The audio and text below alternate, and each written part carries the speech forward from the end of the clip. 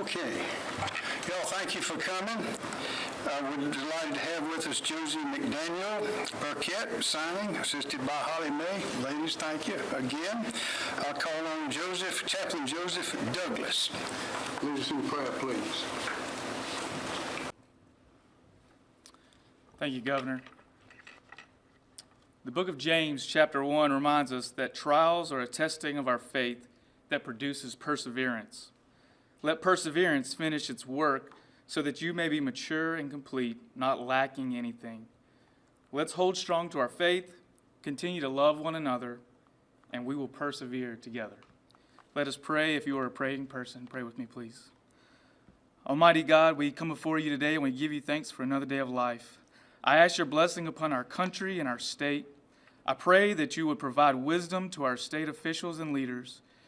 Be with our medical professionals, teachers, first responders, and all of our state agencies who are leading and serving during this difficult time. Lord, I pray for the people of South Carolina that we would love one another and pursue unity and peace. Lord, lead us, guide us, and protect us from all evil. In Christ's name I pray. Amen. Thank you, Chaplain. We have two things to talk about today, and we appreciate you coming.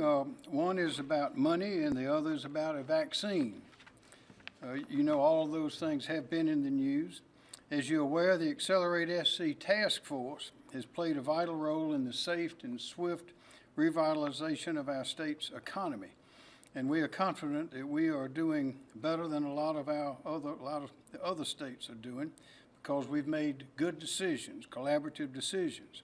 The official recommendations and guidelines produced through Accelerate SC and the public effort have allowed our state to gradually and responsibly remove the limited and targeted measures enacted to combat the COVID-19 virus.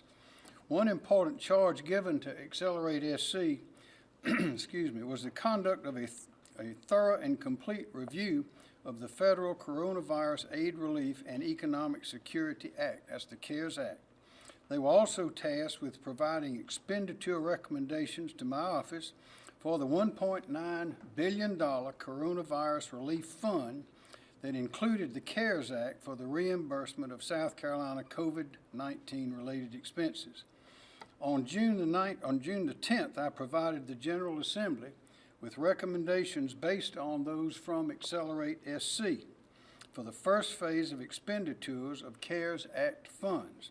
Those recommendations included replenishing our state's unemployment trust fund, providing resources to DHEC and the Medical University of South Carolina for statewide testing and contact tracing, also the creation of a statewide stockpile of PPE for the future, and funds to reimburse schools, colleges, and government agencies for COVID-related expenses.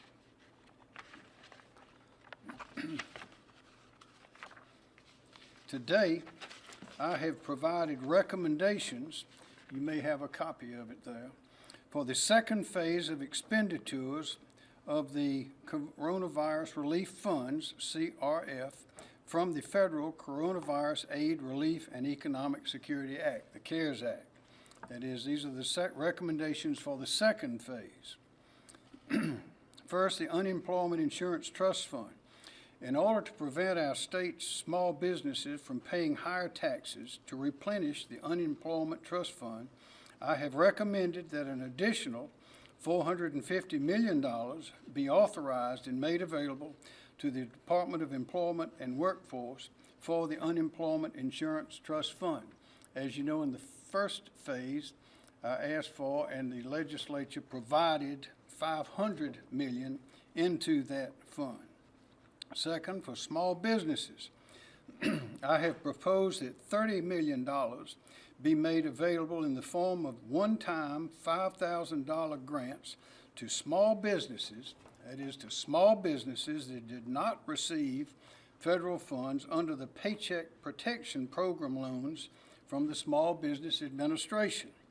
A lot of money went out under that program, but a lot of our small businesses did not receive that money. That would be enough money, that $30 million, to provide 6,000 small businesses in our state with a $5,000 grant, which we are confident would be very much welcome by all. Also, for certain nonprofits, I have proposed a similar grant for certain nonprofit organizations that were not eligible to receive the PPP loans because of their unique tax status. For example, a nonprofit like Riverbanks Zoo here in Columbia was not eligible. And while they were closed to the public, they still had to pay the employees, keep the place clean, take care of the animals. My proposal would provide $15 million to provide nonprofits like the Riverbanks Zoo with the relief they would have received under the PPP loan. As for schools, for many South Carolina families, public schools provide the opportunity for parents to work, provide housing, meals, and economic security for their children. Literally, their lives revolve around those schools. When the children are in schools, that allows the parents to do many other things. And of course, we know how important it is for the children to be in school for a variety of reasons. Many working parents just simply cannot stay home with the children every day, but they have to go to work. They have to feed the families, provide shelter and security for their future, medical care, and everything else.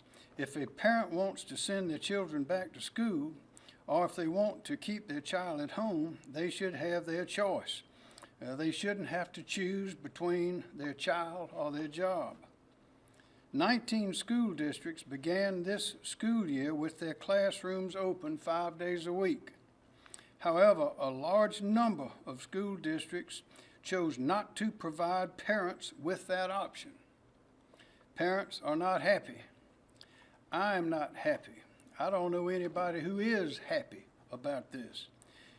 My office, among others, has been flooded with calls from parents and concerned citizens, as well as emails and letters, and there's a sense of frustration all across the state about this. If state law allowed me as governor to require school districts to provide in-person instruction 5 days a week as an option, I would have issued the executive order months ago. I have no authority to require the school districts to provide face-to-face education to the children. No authority. What I can do, however, is to help those schools which have opened for face-to-face education with the costs of doing that.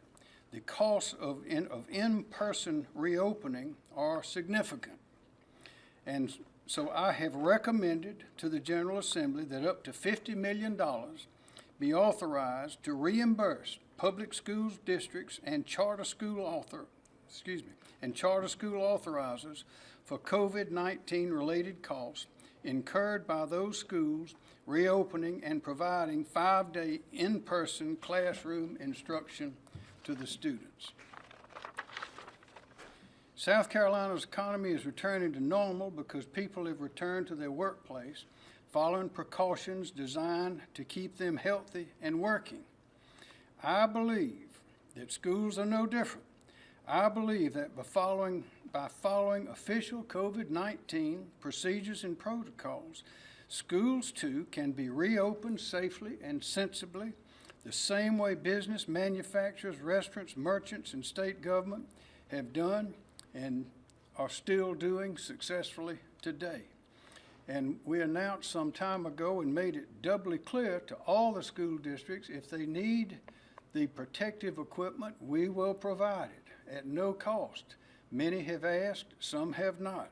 But we do not want the lack of the protective equipment, the personal equipment, to be a reason for not allowing those children, those parents, to send their children to schools. Finally, I have proposed an additional $93 million to be directed to DHEC and MUSC for continued and expanded COVID-19 testing as prevention, as well providing reimbursement to state agencies, counties, municipalities, first responders, law enforcement agencies, public institutions of higher education, and technical colleges for COVID-19 expenses. As you know, the General Assembly will meet next week to discuss CARES Act funding, among other issues. It is my hope that just like they did in June, they will adopt these recommendations and the state can put these resources to work to provide the needed funding and relief right away. Second point is about the vaccine. I'd like to mention that the U.S. Department of Health and Human Services and the Centers for Disease Control and Prevention, known as the CDC, as you know, are rapidly making preparations to implement large-scale distribution of COVID-19 vaccines in the fall of 2020. The vaccine distribution program is expected to be a public health effort of significant scale, potentially involving hundreds of millions of vaccine doses to be distributed across the United States. In South Carolina, the Department of Health and Environmental Control will coordinate the distribution of this vaccine when it reaches South Carolina. Similar to the hospital bed surge plan that was formulated back in the spring, the vaccine plan will be a Team South Carolina effort and will involve the participation of numerous state and local agencies, healthcare providers, the National Guard, the Emergency Management Division, and everyone in between. I've asked DHEC to provide a brief overview of their planning and preparation for distributing this vaccine when it arrives, and we know that the initial shipments will begin and then others will follow. It will take time, but I've asked them to answer your questions about the vaccine and provide an update also on the nursing homes and assisted living facility visitation plans. And Director Marshall Taylor, if you please. Thank you, Governor. Good afternoon. Before I begin, I'd like to take this opportunity to thank all of our public health professionals, countless partners, essential workers, and many others who continue to work around the clock to protect the health and safety of our residents across South Carolina. It's because of their tireless commitment and dedication that South Carolina can be hopeful that we will bring this virus under control. I'd also like to thank Governor McMaster and the legislature, as well as their staffs, for their leadership and their support of our important efforts to fight this disease. So first, real quick, I wanted to give an update on nursing home visitation plans. We have received to date 46 of these plans from facilities across the state, and we have approved 24 of these plans. We have 5 that we're waiting for additional information from nursing homes on. We are working very closely with the Nursing Home Association and these facilities across the state to get their plans submitted to us and get them back out to the facilities so that visitation can start across South Carolina. It's very important that this happens soon, quickly, so that people can see their relatives and visitations can begin in the facilities that qualify for visitations to occur. With regard to vaccines, as many of you are aware, there has been increasing national attention on the development of 3 different vaccines aimed at helping to end the spread of COVID-19. DHEC and our partners are working closely to develop a plan for distributing a vaccine within our state once one becomes available. The plan will be built on guidance and recommendations from CDC and the U.S. Department of Health and Human Services and other federal agencies. As a reminder, there is no confirmed date when a vaccine will be available. However, as we learn more, our team will provide the public information as that information becomes available.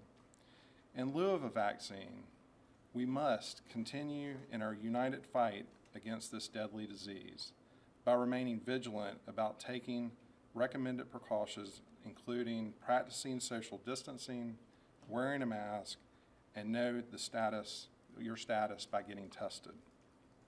I'll now turn the floor over to Stephen White, who is our Director of Immunizations, to provide more information about our planning efforts.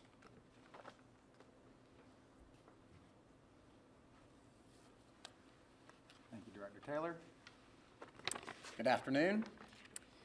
So most of you, as Director Taylor has mentioned and the Governor has mentioned, have heard a lot about COVID vaccinations on the news and over social media over the last few weeks. Each day, with each person who enrolls in a Phase 3 COVID-19 vaccine trial, including right here in South Carolina, the medical world is learning more and more about 3 promising vaccines being tested here in the U.S. I know we are all hopeful that one of these vaccines will help put an end to this unrelenting virus that spreads without symptoms, literally stealing the breath from our loved ones and neighbors, colleagues and friends, not just in South Carolina, but also across the country and across the world. Although we don't know exactly when the vaccine will be made available in the United States, I want to assure you that DHEC is forging partnerships and following federal guidelines for developing a plan for distributing the vaccine within our state when it becomes available. This plan will be built on the guidance and recommendations from the CDC, the U.S. Department of Health and Human Services, and other federal agencies. The South Carolina Emergency Management Division, the South Carolina Hospital Association, the National Guard, South Carolina State Law Enforcement Division, Department of Labor, and other public and private sector partners are working closely with DHEC to develop South Carolina's COVID-19 vaccination plan. The overarching goal of this vaccination plan will be the equitable distribution of the vaccine across the state. We, just like you, have heard that an approved vaccine could be made available as early as this fall, and we will be ready. There are things that I would like for you all to know. 1, we have been assured by key scientific stakeholders like the National Institutes of Health that no vaccine will be released until it has undergone the rigorous scientific and clinical testing that all vaccines in development are held to. 2nd, when the vaccines first become available in South Carolina, the numbers of doses will be limited. These limited doses will be allocated according to federal guidance to those at highest risk for contracting the virus and those at the highest risk of death. These groups include 1, our frontline medical personnel, including those individuals who provide care for our senior populations in nursing homes, 2, residents in nursing homes, and 3, critical infrastructure employees. As vaccination production ramps up and additional vaccines complete the approval process, we are being told that there will be sufficient doses available nationwide that we will be able to open up vaccinations to the general public. The vaccination is a 2-dose series, which means individuals will need 2 doses of COVID-19 vaccine in order to provide protection against COVID-19 disease. Timing between the first and the second dose is currently unknown. However, assumptions are we could be looking at 21 to 28 days or even longer. Individuals that receive the first dose will need to receive the same brand of vaccine for the second dose. Our current COVID vaccination planning process and timeline will continue to evolve as more information becomes available to us from the federal government. And as we learn more, we will continue to keep South Carolinians updated on the status and availability of COVID-19 vaccines and our plan to make it available to the far reaches of the state as soon as the supply allows. Remember, the first doses of the vaccine will be available for those at highest risk for developing severe complications and death from COVID-19, as well as the medical professionals and essential workers who are routinely exposed to the virus every day. There are many months to go before the vaccine will be available in mass quantities. Months that will be especially difficult as families plan for holiday gatherings while continuing to protect those most vulnerable. During these challenging times, as we wait for the vaccine, there are things we can do to make sure that we get to the finish line together. 1, we encourage everyone to please continue to wear your masks when you're around others, even while outdoors. Please maintain at least 6 feet of distance from others. Please avoid group settings especially in indoor spaces, and make sure you wear a mask and socially distance if you must be in a group setting, even if outdoors. If you don't feel well or have symptoms of illness, including mild symptoms like a sore throat, a cough, or headache, please stay home. And lastly, please get your flu shot. Finally, I'd like to remind everyone that currently more testing opportunities are available in South Carolina more than ever before. We have more than 540 permanent and mobile testing locations, and the turnaround time for the results is becoming faster and faster as time goes on. We encourage anyone who thinks they should get tested to get tested, and anyone who is regularly out and about in their community and in close proximity to others because of work or other reasons to get tested routinely at least once a month or more. Please take advantage of the testing opportunities that DHEC and our essential partners have made available, because it's never been easier or more accessible, and testing remains a critical part of this fight against the vaccines. Thank you.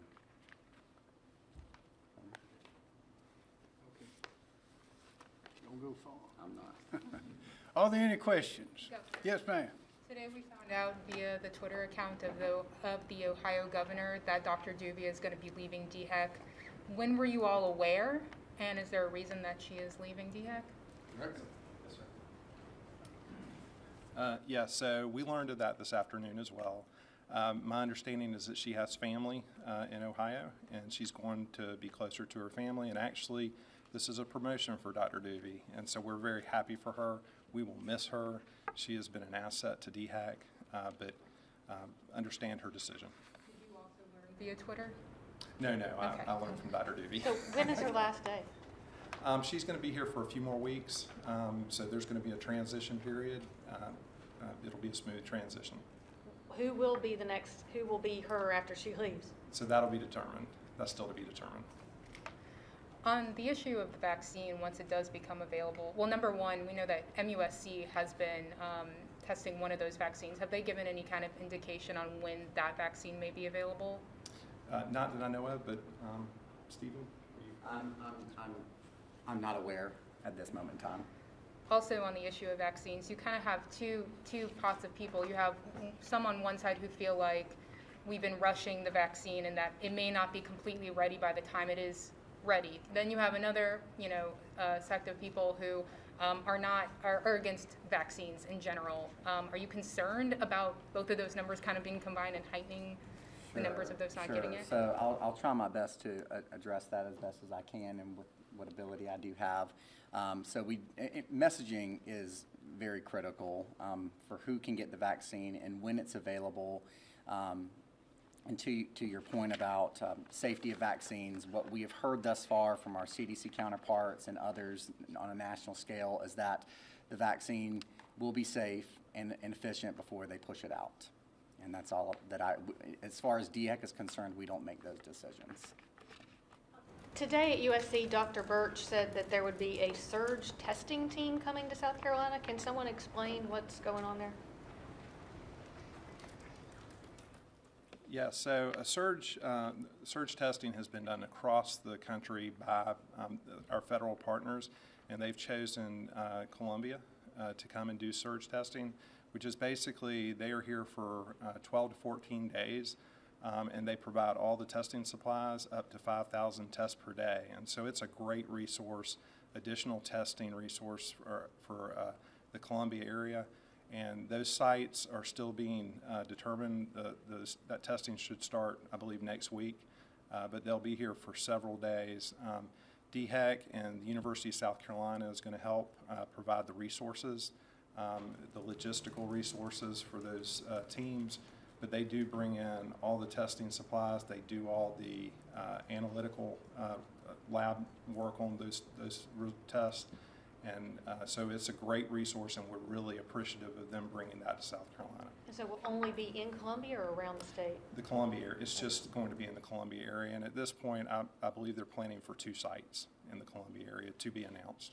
Governor, McMaster, a third grade teacher in Richland County School District 2 has died from coronavirus. Have you been in contact with State Superintendent Molly Spearman in terms of an action plan in case there are more deaths? Well, the documented? school districts each one has their own action plans, and we're of course, very sorry about that. There was a question over there. Yeah, Governor, given this death of this 28-year-old teacher, are you worried? You asked schools to open back 5 days a week. Are you worried if more schools open up, we could see more Ma'am, deaths? the virus is still here. People are going to get it. The evidence is very clear, and some of them are going to be teachers, some are going to be students, some are going to be maybe even some of us here. But we have to be careful, but we have to move forward. We cannot live in fear of the virus and shut down every institution in sight. It will not work, and it certainly won't work here. Yes, ma'am. I have two questions for Director Taylor. First, where's Dr. Bell? Where's Dr. Bell? She's working at DHEC. She's the head of our date area, and she is in the middle of this response and cannot be more happy to have her there. And my second question, I've spoken to a couple coroners in the past few days, and they've been saying they've had some inconsistencies with some death reportings of your numbers and their numbers, and I don't know if maybe there's an explanation on where there might be some confusion and inconsistencies between those.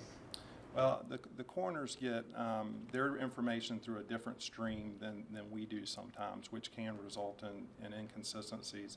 And every death, the coroner is, my understanding is, the coroner is not notified of every death in the county. It's the deaths that they are involved in the investigation.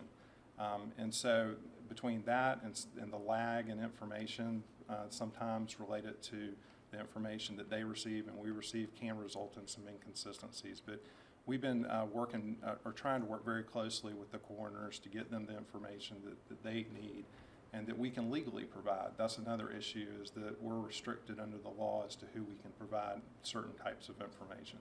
Is there a disconnect between the agency, and some coroners? I know one today in Kershaw was saying he's had a lot of trouble trying to get a hold of people at DHEC to discuss about these inconsistencies. Well, there shouldn't be a disconnect, and if there is, then I need the coroners to call me, and we'll make sure that we communicate quickly and efficiently, because the coroners are a very important part of this process across the state. Director, while you're up there, so Dr. Duvay's departure, how will that affect the agency's response, especially if you don't know who could be filling the role? Well, it will not affect the agency's response. We have many qualified physicians still working at the agency, and we have leadership in the public health area that are there now, and Dr. Duvey is going to be there until we determine who will take her spot. So it will be a seamless transition, and we will continue to respond to this event as we have while Dr. Duvey was here and before Dr. Duvey was there. So thank you. I'm Director Taylor. This week, DHEC announced that thousands of negative COVID-19 tests weren't in the database. Can you explain a little bit what happened there over the last few months, why thousands of these tests weren't in that database? Well, many of the tests we didn't receive. I believe there was a report due to a misunderstanding by many of the labs across the state as to that they should be reporting both positive and negative results to us. And despite the fact that we put out notifications back in the early parts of the spring saying that was necessary. So we have made it very clear to everyone that both negatives and positives are to be reported to DHEC. And those are being entered into the system when we get them, and so that should clear up any problems going forward. Do you think that skewed the percent positive over the last few months that we've been seeing across the state?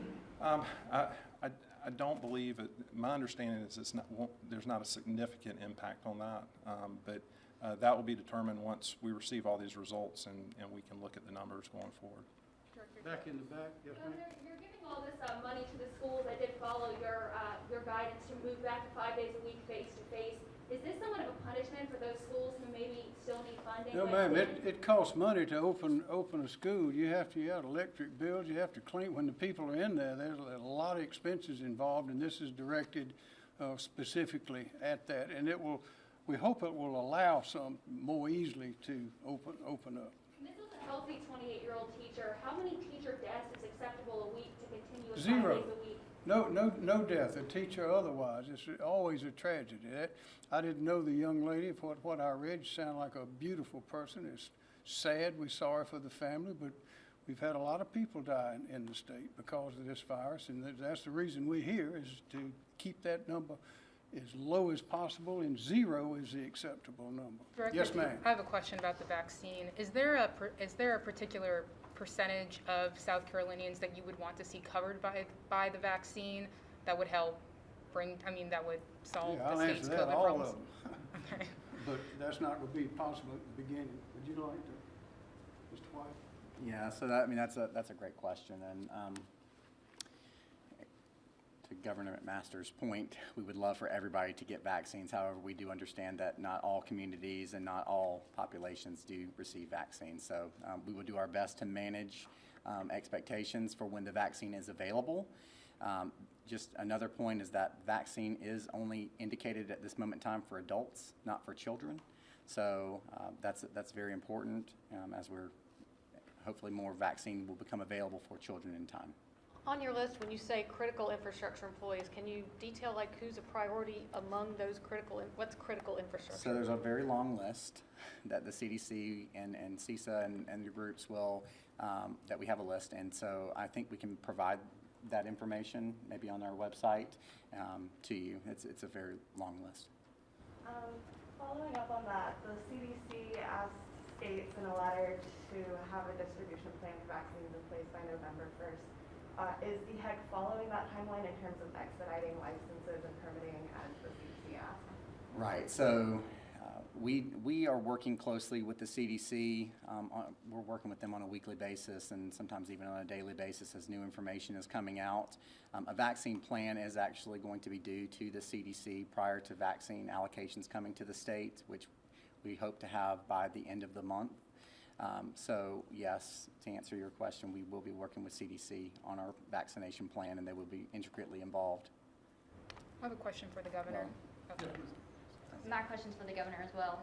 Okay. Obviously, there's mixed reactions with vaccines when this is available, and if you can take it, would you?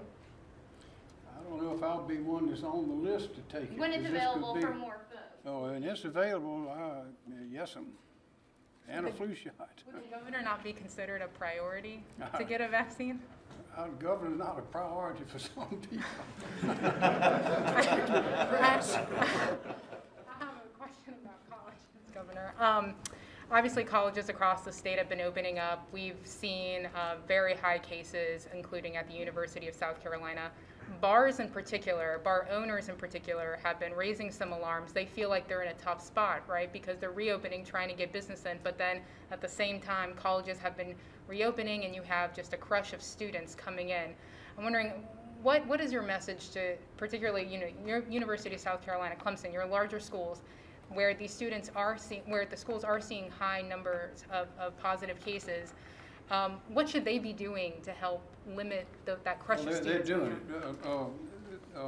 President Castlin at the University of South Carolina and all in Columbia, as well as the regional campuses, and Jim Clements, President Clements at Clemson, and others are working hard on their plans. What I've encouraged them to do is to do all they can to keep the students on campus, that is not going home, to keep them here where they can be in touch with them and can coordinate with them and see that they're tested. And let me mention on the test, and we have confidence in the leadership of all of those leaders. But I would encourage everybody to get tested if you haven't done it. I've done it, I think, 4 times, 2 at the hands of Dr. Traxler.